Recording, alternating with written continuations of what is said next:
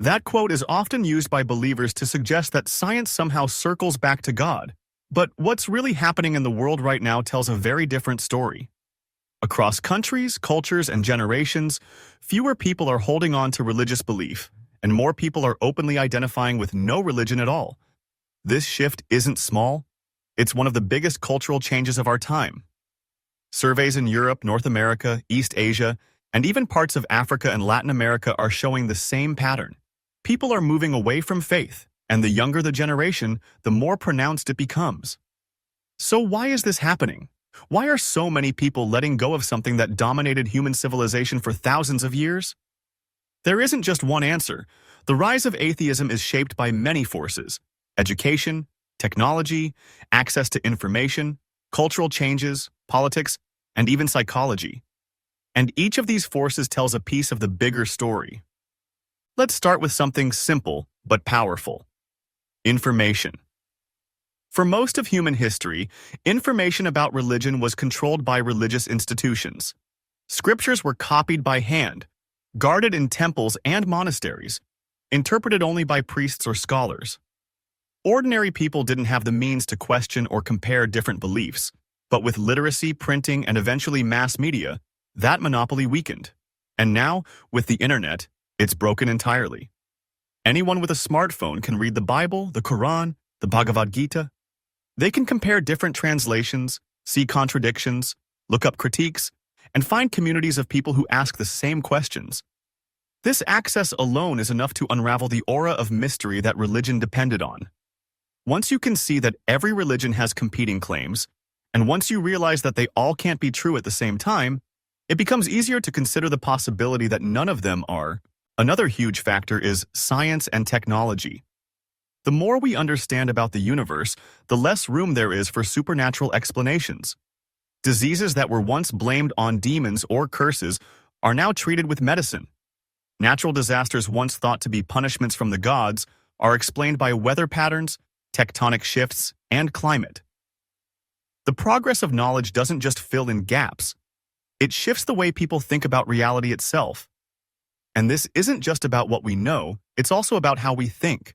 Scientific thinking trains people to demand evidence, to test ideas, and to accept results even when they don't fit our assumptions. That mindset naturally collides with faith, which asks for trust without evidence. But there's also a cultural side to this. In many parts of the world, religion is no longer the center of social life. In the past, going to church or mosque wasn't just about belief. It was the main way people connected, built relationships, and found meaning. Now, people have countless other ways to do those things. From online communities to secular organizations, social movements, and even hobbies that bring people together. When religion stops being the default center of community life, it becomes optional. And once it's optional, people start questioning whether it's necessary at all. This shift is especially visible among younger generations. Studies show that millennials and Gen Z are far less religious than their parents or grandparents. Not because they're all reading atheist philosophy, but because religion simply doesn't feel essential in their daily lives. When you grow up with the internet, with science-based education, and with access to diverse perspectives, faith no longer seems like the only way to make sense of the world. And yet, the rise of atheism isn't only about knowledge or technology, it's also about disappointment. People see corruption in religious institutions. They see scandals involving leaders who preach morality but don't live it. They see religion used to justify violence, discrimination, and political control. And over time, that erodes trust. The more religion is associated with hypocrisy and harm, the less persuasive its claims about love, compassion, or truth become. All of these forces, access to information, science, cultural shifts, and disillusionment, work together to explain why atheism is rising globally. But this is just the surface. Because beneath these trends are deeper psychological and sociological dynamics that make the story even more interesting. When we look closer at the psychology of belief, the rise of atheism begins to make even more sense. Human beings are wired to look for patterns, to connect events, and to assume agency where there might be none. That's why early humans saw gods in storms, spirits in rivers, and meaning in random events. It was a survival trait. Better to assume there's something behind the rustle in the bushes than to ignore it.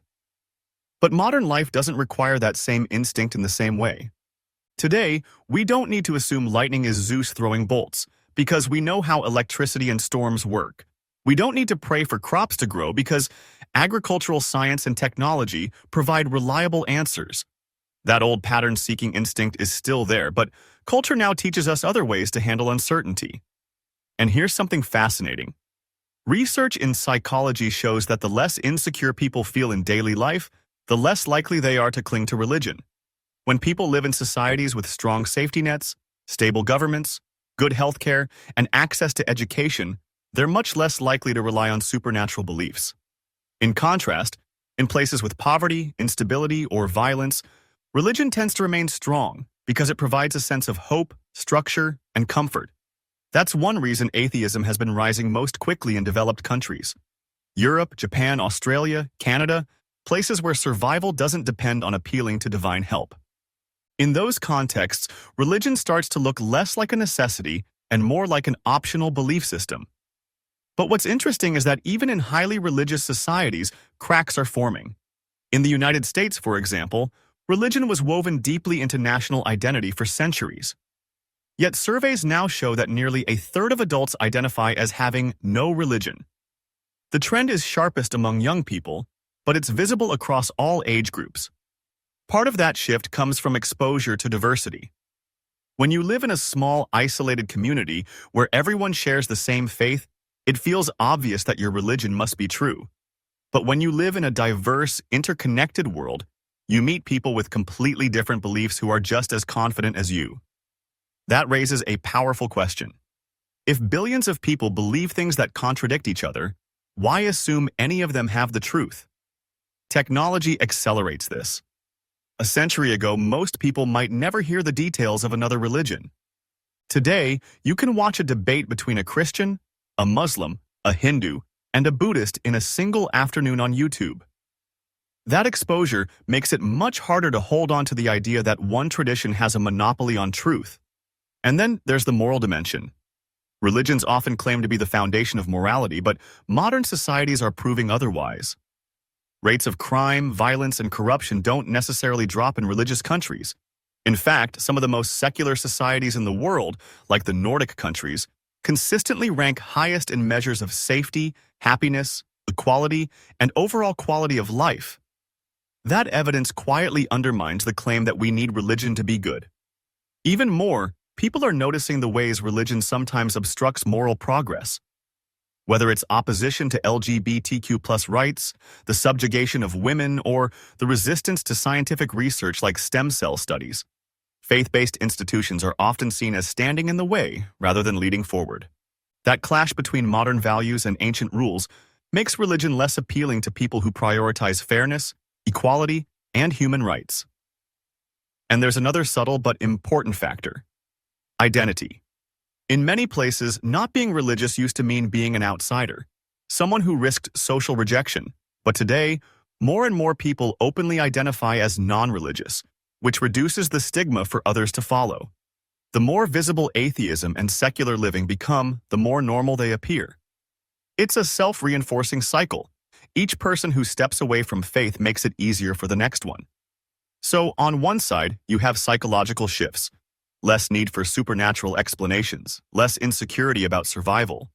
On the other, you have social and cultural changes, exposure to diversity, the rise of secular morality, the normalization of disbelief. Put together, these create the perfect conditions for atheism to spread. But the picture isn't the same everywhere. The rise of atheism has unique regional patterns that reflect history, politics, and culture. And looking at those differences helps us understand where things might. The rise of atheism doesn't look the same in every part of the world. Each region has its own story, shaped by history, politics, and culture. And when we look closely, the differences tell us a lot about what drives belief and disbelief. Take Europe, for example. It's one of the clearest cases of a continent shifting away from religion. In countries like Sweden, the Czech Republic, and Estonia, the majority of people say they don't believe in God or don't identify with any religion. Churches that were once full are now museums, tourist attractions, or empty shells. Why there? Part of it has to do with history. Europe lived through centuries of religious wars, persecution, and church dominance over politics and daily life. Over time, that left a cultural memory of religion as a force of control rather than liberation. Add to that the rise of Enlightenment values, the spread of education, and the welfare states that reduced existential insecurity. And the decline of religion became almost inevitable. But if we move across the Atlantic, the United States tells a different story. America was long considered one of the most religious developed countries. Churches had enormous influence in politics, culture, and even identity. Yet now, it's experiencing one of the fastest declines in religious affiliation anywhere. What's striking is how quickly it's happening. Within just a few decades, nones, people who say they have no religion, have gone from being a small minority to nearly a third of the population. What explains it? Some point to generational change. Younger Americans grew up seeing hypocrisy in religious institutions, whether it was scandals in churches, political entanglement, or resistance to social progress. Others point to the internet, which broke down the isolation that once protected religious bubbles. And then there's polarization. When religion became strongly associated with certain political agendas, many people walked away from both together. Now look at Asia. Here the story is more complex. Countries like Japan and South Korea are heavily secularized, with high numbers of non-religious people. In Japan, traditional practices often blend spirituality and culture, but belief in a personal God is very low.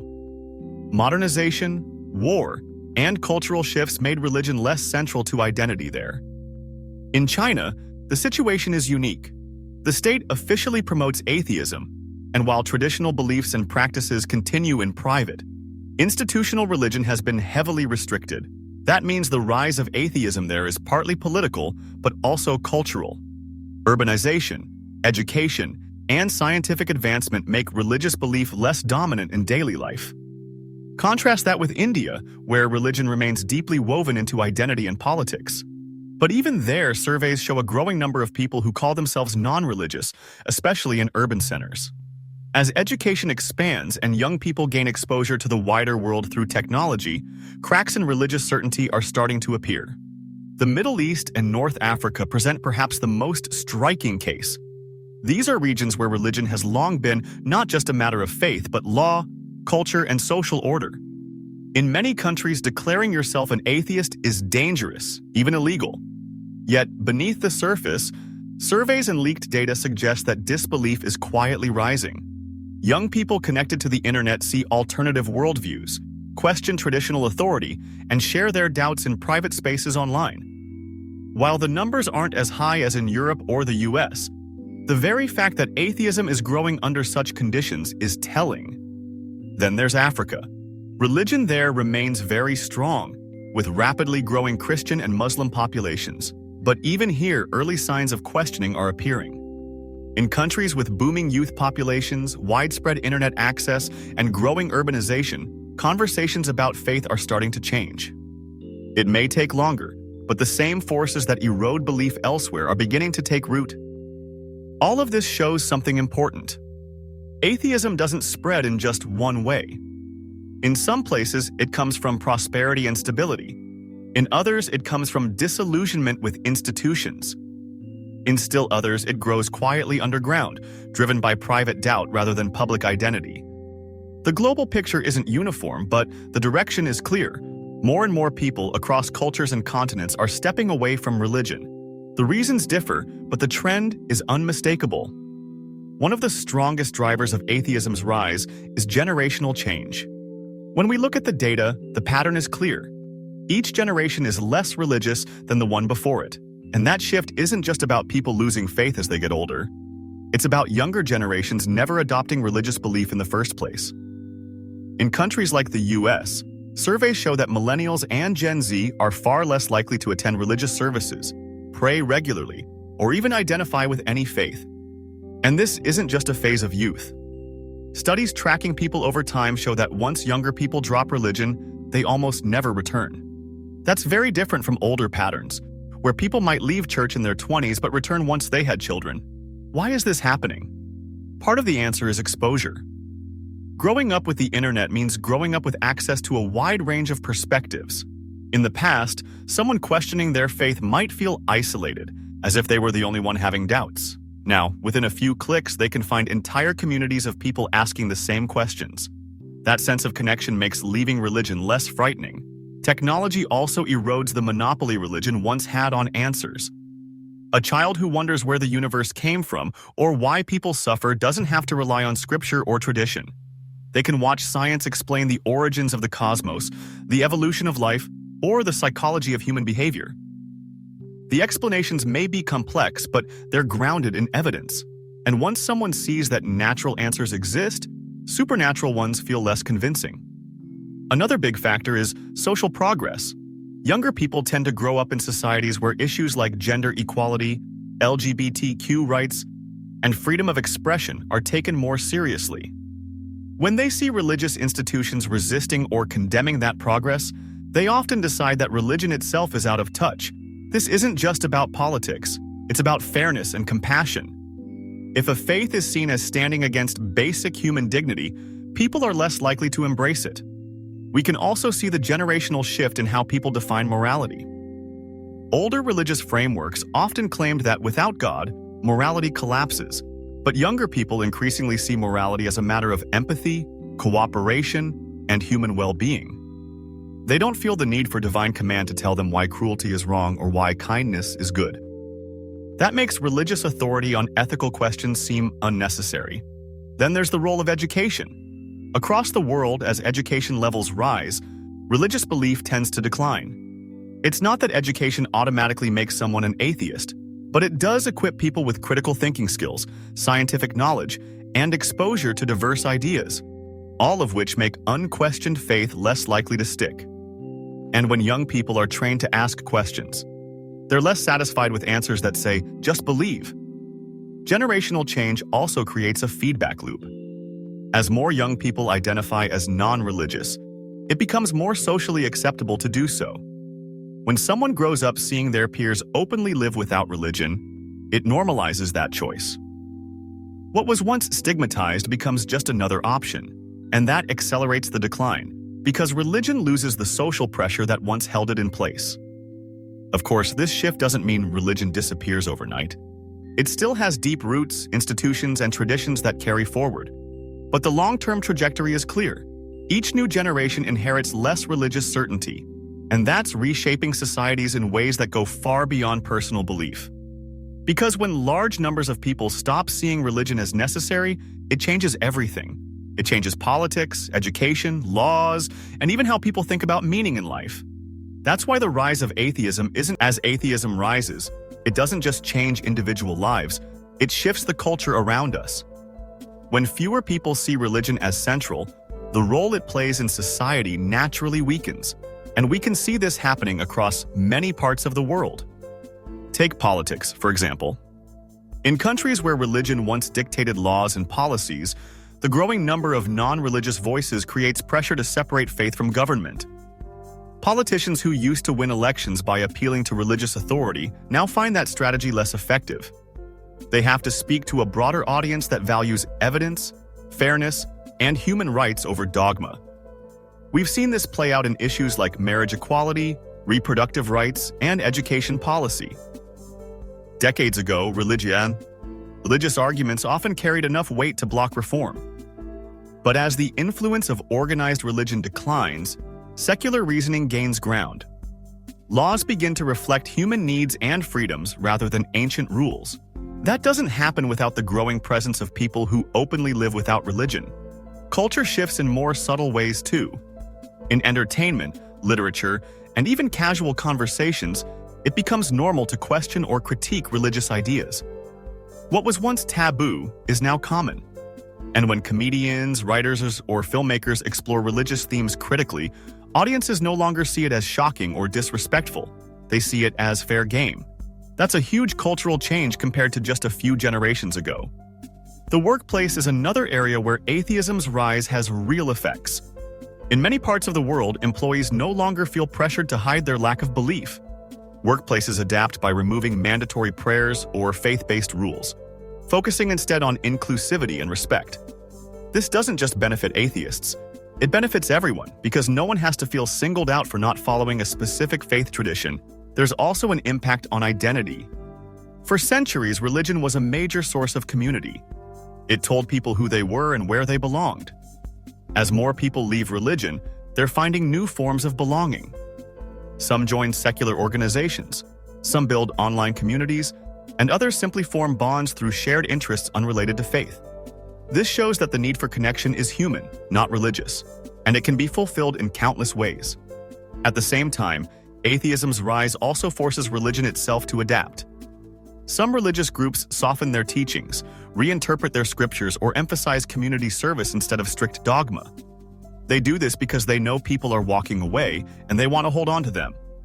Ironically, atheism's growth often makes religion less rigid, because it no longer has the unquestioned power it once enjoyed. But the most striking impact is psychological. In places where atheism is more common, people who doubt their faith don't feel the same fear of punishment or isolation. They realize they're not alone, and that sense of freedom is powerful. It allows people to explore questions honestly, without worrying about eternal consequences or social rejection. That kind of honesty changes how people approach life, values, and even mortality. Now, some might argue that this cultural shift is temporary, that once societies face crises, people will run back to religion. And yes, history shows that times of uncertainty can revive faith, but there's little evidence that this would undo the long-term decline. In fact, even during global crises like the pandemic, surveys showed religious participation continuing to fall in many places. People didn't return in large numbers. Instead, many turned to science, mutual aid, or personal reflection. That says something about where trust is moving. All of this points to a future where atheism isn't just a private choice. It's a defining feature of how societies evolve. The decline of religion doesn't automatically make the world better, but it does open space for values grounded in human experience rather than ancient authority. And that shift is already shaping law, culture, and identity in ways that are very hard to reverse. When we step back and look globally, the rise of atheism doesn't unfold the same way everywhere. It has different shapes depending on culture, politics, and history, but the common thread is clear. Belief is shrinking, and questioning is spreading. In Scandinavia, the shift has been underway for decades. Countries like Sweden, Denmark, and Norway have some of the lowest levels of religious belief in the world. Yet, they're also consistently ranked among the happiest, most stable, and most socially secure nations. The old claim that morality collapses without religion simply doesn't hold. In fact, the evidence shows the opposite. When religion loses dominance, people often build stronger systems of trust and fairness to support one another. In East Asia, the story looks different. In places like Japan, South Korea, and parts of China, religion has long played a smaller role in daily life compared to the West. Traditional beliefs and rituals exist, but they don't demand rigid faith. As these societies modernized, many people naturally lean toward practical solutions rather than religious ones. The result is a culture where non-belief feels ordinary, not rebellious. Then there's Latin America, where change is happening more recently. For centuries, Catholicism was the cultural anchor across the region, but in the past few decades, younger generations have started walking away in large numbers. Some turn toward evangelical movements at first, but many eventually leave religion altogether. What drives this? Often, it's the gap between the church's teachings and people's real struggles: poverty, inequality, personal freedom. When religion doesn't provide meaningful answers, people search elsewhere. Africa presents another fascinating shift. In some countries, religion still holds enormous power, but urbanization, access to education, and the internet are planting seeds of doubt. Young people in cities are exposed to a broader range of ideas than ever before. And while many still identify with faith publicly, more are questioning privately. That's often the first stage of decline, when doubt grows quietly, waiting for the right conditions to surface. Even in the United States, where religion has historically been central to identity, the rise of non-belief is dramatic. The nones, people who claim no religion, now make up one of the largest groups in the country. And surveys show that the younger the generation, the less likely they are to identify with religion. This isn't just a cultural fad. It's a structural shift that churches are scrambling to address. What's remarkable across all these examples is that atheism doesn't rise because someone forces it. It rises because people compare the promises of religion with the reality they see. They notice that prayers don't change outcomes, that moral guidance doesn't require holy books, that community and purpose can be found without rituals or gods. And once those realizations spread, they don't easily disappear. The future of belief will always be complex. Religion isn't going away overnight. It still shapes politics, traditions, and personal lives for billions. But the steady rise of atheism shows that more and more people are choosing honesty over tradition. They're willing to admit they don't believe, not because it's fashionable, but because it feels truer to what they see in the world. In the end, atheism's growth isn't just a rejection of gods. It's a sign of humanity moving towards self-reliance. It's the recognition that meaning, morality, and hope can come from us, from what we build together, not from ancient texts or unseen powers. That's why atheism is rising, not as an accident, but as the natural outcome of people thinking carefully about life, asking hard questions, and trusting themselves enough to face the answers.